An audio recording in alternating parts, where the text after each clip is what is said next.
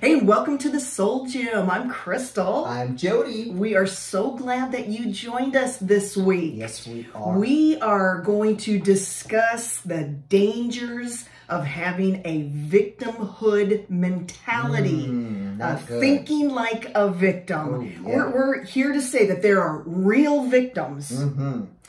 Definition of a victim is someone who is harmed, injured, or killed as a result of a crime, accident, or other event or action. Now, just to open up with, we are not downplaying anyone's pain, Right. anyone's injury, anyone's tragedy in their life. We all know of people who've had some horrible things happen to them. Right. But we're going to talk about how not to stay there. Right, absolutely. Yeah, who hasn't had something happen to them? Yes. I bet you everybody on the planet has been victimized in some sense of the word. Yes. But like, you're right, Jody, it's having that victimhood mentality. But that victimhood culture that is now, woven its way through society, that victimhood is big business. Big business. Everyone's capitalizing on what's happened to them. Boy, I mean, lots of stuff has happened. That's not where I want to stay. Not at all. I don't want to be there. And so when we're talking about this victimhood mentality, we're always talking about how we think. Here are a couple of things that define whether or not you see yourself as a victim. It's always someone else's fault. The blame game. Yes, it is always. It is society's fault. It is my mom's fault. It is my boss's fault. Oh. It's always someone else's fault. That is one way to look at a victim mentality. The second, bad things always happen to me. Oh, yuck. No, I mean, this person always expects the negative. Yeah. I do not expect the negative. Everyone's out to get me. Yep, everyone's out to get me. And that any effort, that I try is always going to fail, so why even start? Why try? Just why try? Everybody right now, whether it's you, you're going, that's me. Yeah. Or we're probably all thinking of someone right now. Somebody at work, someone in your family, whatever. In researching about this victim mentality, I did find this study or this person's paper. And so I'm just going to kind of quickly run through it. Oh, it's good. It is really good. Okay, so here we go. It's a professor of leadership development and organizational change. And the title of this paper is, Are You a Victim of the Victimhood Syndrome? Ooh, I know, it's so that's good. This Professor DeVries says that someone with a victim mentality feels that he or she is beset by the world and is always at a disadvantage because of other people's machinations or lack of consideration. But it isn't just fate that causes a victim to experience more difficulties than any other person on the planet. In fact, he may seek out disappointment because it gives him a kick that psychologists call a secondary gain. A secondary gain. I know. Oh, man. This is when not resolving our problems can actually have benefits. Okay, explain that. Okay, this is what he says. For example, someone with a victim mentality can feel pleasure when she receives attention or pity as a result of her misfortune. Sympathizing seekers. She may also get a perverse thrill from showing off the injury caused by others and creating a sense of guilt. And refusing to accept responsibility for a problem can be liberating to this person. This professor goes on to say, although this behavior can be counterintuitive, manipulative, and damaging, a victim may be genuinely unaware of his own complicity in his problems, and his secondary gain may be subconscious. Oh. Absolutely fascinating to me. Hey, don't mind my Don't mind my... She's getting a little warm. No one will notice. I'm not a victim of hot flashes. I'm not a victim of hot flashes. Here's the signs. Okay, go for it. Here's some signs if you're a victim. You whine a lot. You know whiners? They're complaining about everything. I know. You know, everything is wrong. They blame. Yes. We talked about that. Pointing fingers. Excuses. I've got a shirt that I wore to my workout yesterday. Excuses suck. And someone said, I like that. I said, oh, words to live by. Amen. Excuses. There's always an excuse why they haven't started something, why something isn't working, a relationship isn't working, they can't lose weight. You know, I was abused, can't get out of debt, failing at their job. It's never, ever, ever their fault. Now, what's that thing you always say about Bob? What about Bob? What about Bob? Yep, if Bob is saying you're the problem, and Bob has a problem with Judy, and Bob has a problem with Larry, and Bob has a problem with Cindy, guess what? Bob's the problem. You know, red flags, that's all excuses are. It's just like somebody's waving a red flag. I mean, it sends that spidey chill. Everybody knows it, that this person is shucking their responsibility, and there's this French phrase, and I love it. I know I've used it a million times, and it says, he who excuses himself accuses himself. And it's so true. Everybody knows it. Yes. It's just better to own it as opposed to whining, blaming, complaining. It's just gross. Yeah, you're trying to look good in front of people. And you look bad. You look bad. One of the greatest things is when people go, I did it. Yep. I gain more respect for people when they just own stuff. Right. You know, when my kids come to me and go, Mom, I did it, I'm like, oh. Then I know there's hope. Right. But when people lie and blame and shuck responsibility, you know the problem is you can't grow. Change cannot take place until you own what is happening in your life and on the inside of you. See, this is dangerous. Some people think this is cute, being a victim and you're getting stroked. As a parent, teach your kid at a really, really, really young age to own what they've done. Right. Not to lie, not to blame their brother, not to blame their sister, not to blame their teacher. I always, when I know my kid has done something wrong, my goal is always to go, tell me you did it. I want to hear those words and not, I did it, yeah, but I was tired, or I thought I was supposed to do this or that. My goal, my aim every time my kids have done something wrong is always, I want to hear those words. I did it. No excuses. End of conversation. Then I know, you know, and once they say that, there's freedom. You bet. So as an adult, and it's so empowering. You're not the victim here. Yes. It is so empowering to own your mistakes. Yeah, it's in our nature for some reason to hide our faults and to not take responsibility and to blame. I still don't understand that, because I think we know as humans that we cannot move forward unless we repent. I know we know as humans we cannot move forward, we cannot change unless we look and own what is happening, what things are wrong in our lives. So for the life of me, I know I've done it. I know I have, you know, I can do it. But there's no moving forward unless you own it and go, I'm doing this. I'm the problem. That's right. Don't be Bob. Do not be a Bob. Okay. See, another sign is that your conversation always centers around problems. Yeah.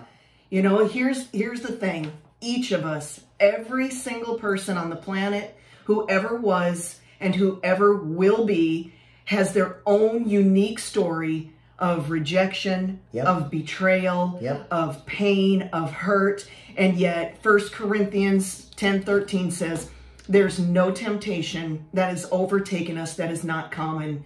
Meaning there's no pain, there's no problem that is not common. Why do we want to prop up our pain is so superior to everyone else's pain, as though no one's ever gone through anything as much they have. I mean, people have had it a lot worse than I have. Yes. And yet I have complained, whined, been a victim, but boy, those are moments that can come. We're talking about having an actual mentality that this is the way you think. Another thing, I find this one fascinating. You know, it's a lot of work to be a victim. Yes, it is a lot of work to be a victim. Another sign is that somebody who has a victim mentality rejects fun or rejects admitting they're having fun. Oh, my word. I've never heard this. I mean, because when you're happy, it's hard to be a victim. Yeah. Oh, because you thrive on people feeling sorry for you. So if you've got a smile on your face and you're out, woo, people can't go, oh, sweetie, is everything okay? Because you are okay. Yeah. You know, you're laughing and having fun. Gigs up. You're okay. It's hilarious. Another sign, drama, drama, drama. Oh. You know, just drama. Everywhere you go, drama follows. Yep. Another is being passive aggressive. I mean, because if you're too assertive, then you can't be the victim. If you're too assertive, you can solve your own problem. Oh my. See, so you got to appear weak. Yeah, you got to appear weak. But you're angry, and so you're probably sabotaging people behind their back. You know, but you cannot appear too assertive, or people are going to expect you to solve your own problem. I mean, that's what I'm saying. There is so much work. I know. In this victim mentality, and then this one's going to sting. People with a victim mentality are often very envious and jealous of what other people have. You know why? Because they are unaware of the work, the blood, the sweat, and the tears that other people have put into success. Exactly. These victims rarely achieve any amount of success in their lives, in marriage or finances or whatever. Well, if you're the victim, you're sitting there, you've never, you know, overrode weaknesses and excuses and all that. But the people who have succeeded, the people that they look at and envy, those are the people who have overcome. Yeah, that's right. And they're sitting there wanting their goods, they're wanting their life, they're jealous of everything they've done, they're critical, but they don't see behind the scenes. They've overcome the whining, they've overcome the complaining, they've overcome the fear, they've overcome the sadness, and they've picked themselves up. God has helped them, and they've done what it took to get success in their lives. Absolutely. And so this victimhood culture, this victimhood mentality, I see it everywhere. And like I said, it's big business. But here's some other characteristics, you know, just on a day-to-day basis. See if you're dealing, or you know people who are dealing with this. One of the characteristics is these people just don't want to change. It has become their identity. And, you know, out of our identity, that's how we respond to life. Those are the decisions that we make. But if you've got those people who have just dug in their heels, and they might even say sorry a lot, but you never see any change, that is a sure sign that they are stuck in this victimhood mentality. Victims constantly have negative self-talk. They lack self-confidence. They can be codependent. It only makes sense. You know, it only makes sense. And oftentimes just can find themselves in real compromising relationships, situations. But I'm here to say that this victimhood mentality creates a lot of damage. Yeah. Not only in the person, you know, who's living this life, but the damage. Let's say you've got this person at your work. There is such damage in morale. An employee who is always whining, an employee who is always, you know, telling everyone about their problems.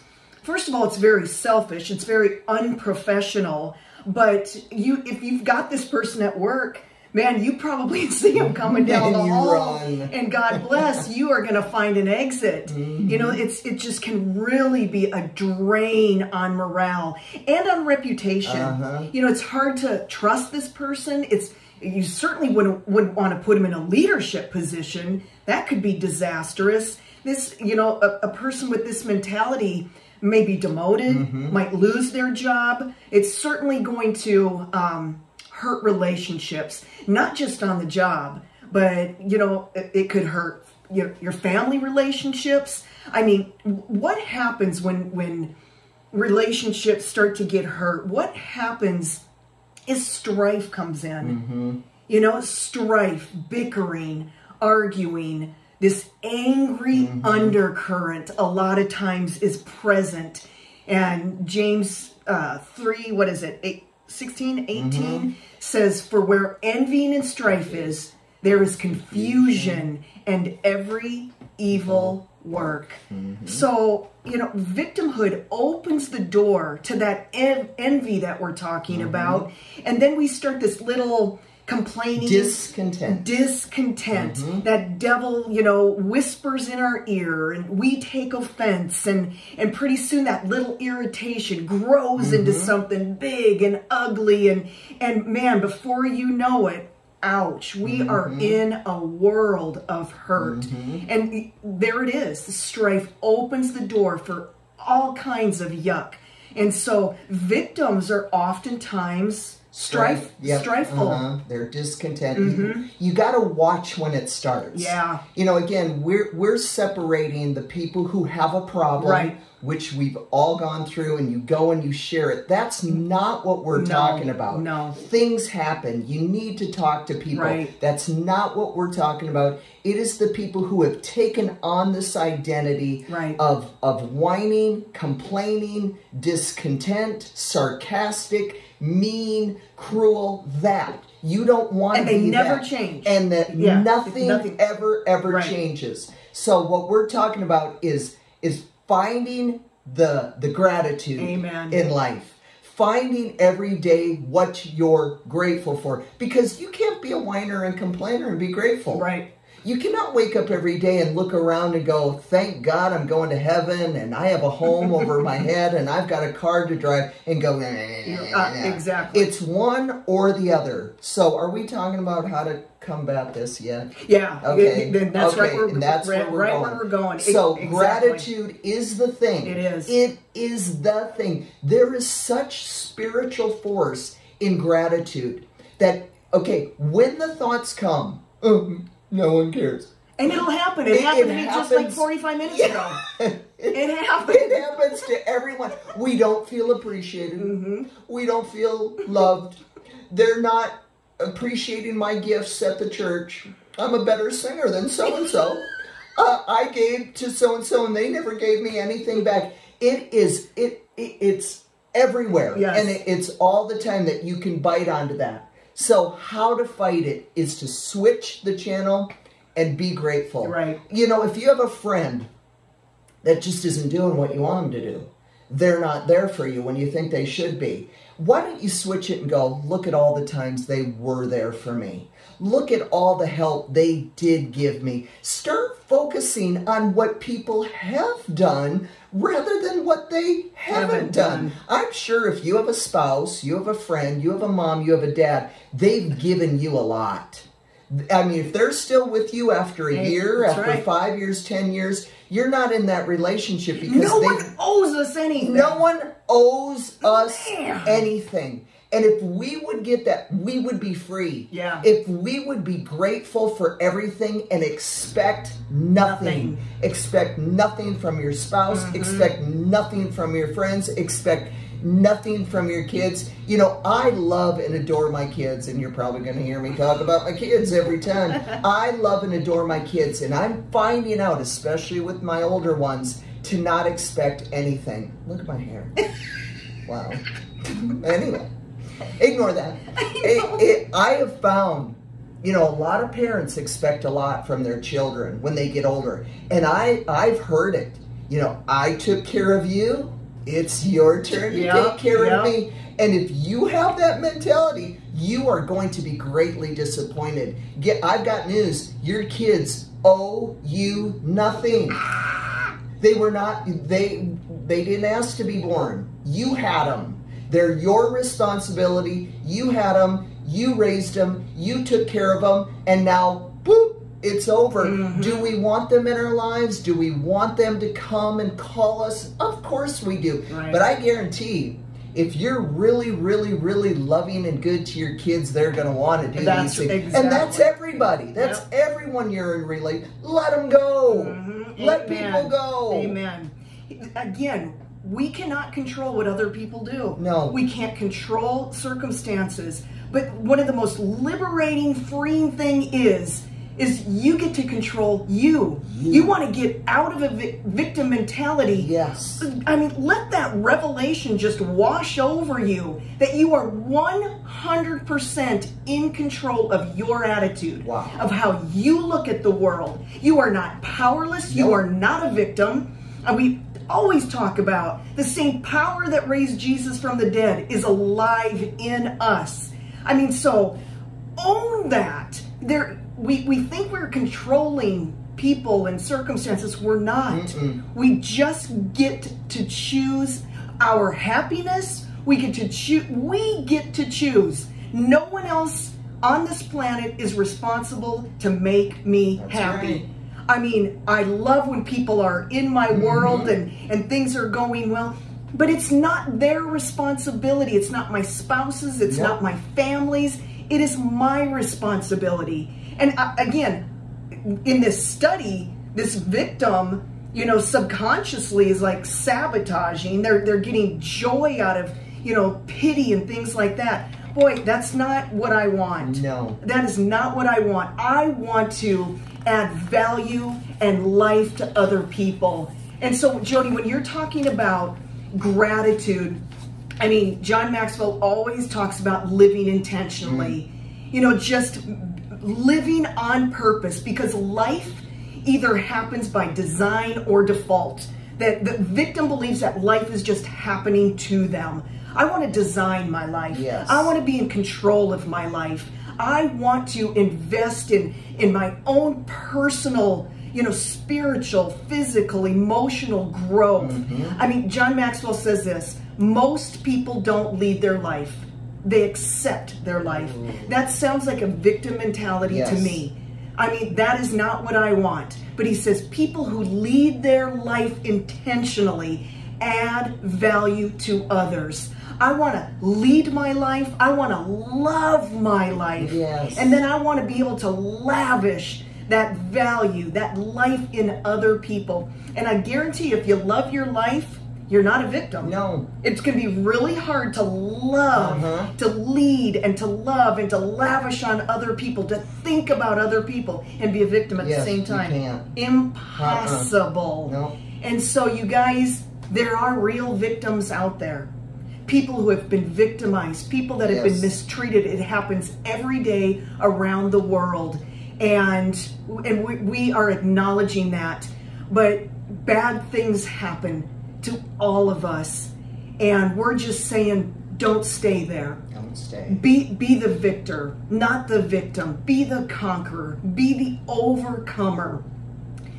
Because the damage that's done when we stay in that mentality to ourselves, to just the purpose, to the potential.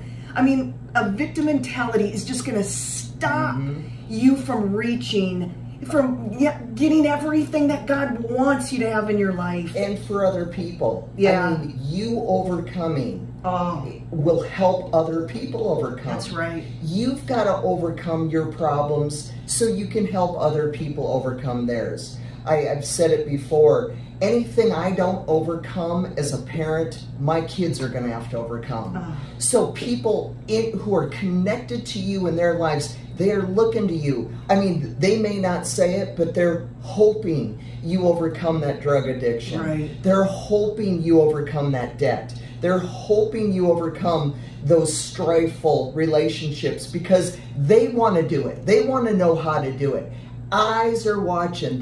You must be an overcomer to help other people. Yes. If you're not overcoming, we're just not doing that much good. Right. But when you start overcoming problems and you're telling people, I overcame this, I'm overcome depression, I've overcome this and that, people want to go, wow, I'm in it. Yeah. Help me get out. So, and that is our purpose. That's our purpose. That is what we are supposed to do. Use our experiences, use those things, overcome those problems, and help someone else. Yep. So today, decide to lead your life. Yes. Decide to not just accept things that are, but to lead your life. And that's what we're saying, that this mentality, this victim mentality, you can change it. How? We were saying, just like when you decide to lose weight. Yep.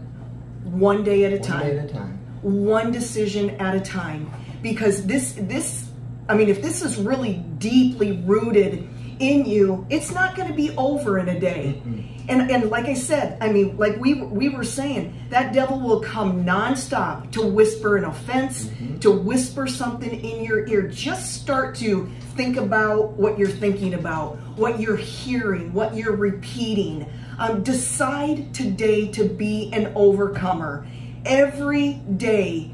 And these, I mean, you take one step and you're going to get stronger. You take another step, you're going to get stronger. So true. But God has designed us to be overcomers. Yes. And so that is what we are challenging you today, is say goodbye to victim mentality. You're a winner. Yep. We want you to lead. Be a winner. That's right. Lead your life. Love your life. Man, we're going to love our life. There's no victim in that. Nope. And then we're going to lavish it on other people.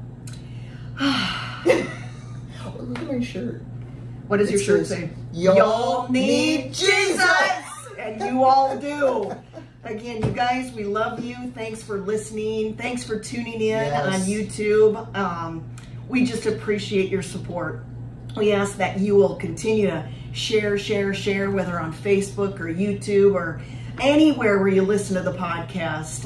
We love and appreciate you guys listening. If you have anything you'd love us to tackle in the future, send us an email. Send us a message, in the socials. We would love to do that for you. You guys, we will catch you next week on the Soul Gym, where we train that inner strength so that you can feel powerful, purposeful, and enjoy prosperity in every area of your life. Amen. We will catch you next week on the Soul Gym. Bye.